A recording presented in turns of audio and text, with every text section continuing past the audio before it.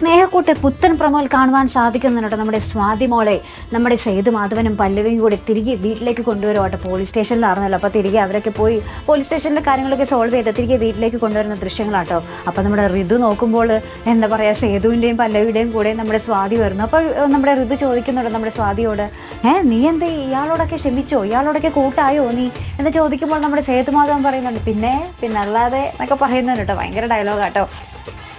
പിന്നീട് നമുക്ക് കാണുവാൻ സാധിക്കുന്നത് നമ്മുടെ പ്രതാപനും നിഖിലും തമ്മിൽ ചർച്ചയായിട്ട് നമ്മുടെ പുതിയ AD. അപ്പോൾ ഈ നിഖിലാണല്ലോ നമ്മുടെ സേതുവിൻ്റെ പെങ്ങളെ കെട്ടാൻ പോകുന്നത്. അപ്പോൾ നമ്മുടെ പ്രതാപൻ എന്തൊക്കെയോ ഇതിന് പിന്നിൽ ഭയങ്കര ലക്ഷ്യങ്ങളുണ്ട് ഈ ഒരു കല്യാണത്തിന് പിന്നിൽ. അതിനുശേഷം നമ്മുടെ സേതുവിനോട് നമ്മുടെ കുറുപ്പ് ഇങ്ങനെ പറയുന്നുണ്ട്, എനിക്ക് തോന്നുന്നില്ല ഈ ഒരു കല്യാണം അവനെ മര്യാദയ്ക്ക് നടത്താൻ വേണ്ടിയാണ്. ഇതിന് പിന്നിൽ പ്രതാപൻ എന്തൊക്കെയോ ലക്ഷ്യങ്ങളുള്ളതായിട്ട് എനിക്ക് നല്ല സംശയമുണ്ടെന്ന് നമ്മുടെ സേതുവിനോട് നമ്മുടെ കുറുപ്പ് കാര്യങ്ങളൊക്കെ പറഞ്ഞു കൊടുക്കുന്നുണ്ട് കേട്ടോ. അപ്പോൾ എന്തായാലും നമ്മുടെ സേതു ഇതിന് പിന്നിൽ നല്ലോണം അന്വേഷിച്ചിട്ടേ ആ ഒരു പെങ്ങളെ കെട്ടിച്ചു കൊടുക്കുകയുള്ളൂ അല്ലെ പ്രേക്ഷകരെ. എന്തായാലും നമുക്ക് കാത്തിരുന്ന് കാണാം അവിടെ എന്തൊക്കെയാകും നടക്കാൻ പോകുന്നത്. നമ്മുടെ നിഖിലിന് നമ്മുടെ സേതുവിൻ്റെ പെങ്ങളോട് ആത്മാർത്ഥമായിട്ടുള്ള സ്നേഹമായിരിക്കുമോ, അല്ലെങ്കിൽ വേറെ എന്തെങ്കിലും ഗൂഢ ലക്ഷ്യങ്ങളായിരിക്കുമോ പിന്നിൽ എന്നൊക്കെ നമുക്ക് കാത്തിരുന്ന് തന്നെ കാണും. അപ്പോൾ ഇതുപോലുള്ള പ്രൊമോ റിവ്യൂസിനും എപ്പിസോഡ് റിവ്യൂസിനും ഒക്കെ നിങ്ങൾ മറക്കാതെ ചാനൽ സബ്സ്ക്രൈബ് ചെയ്യുക.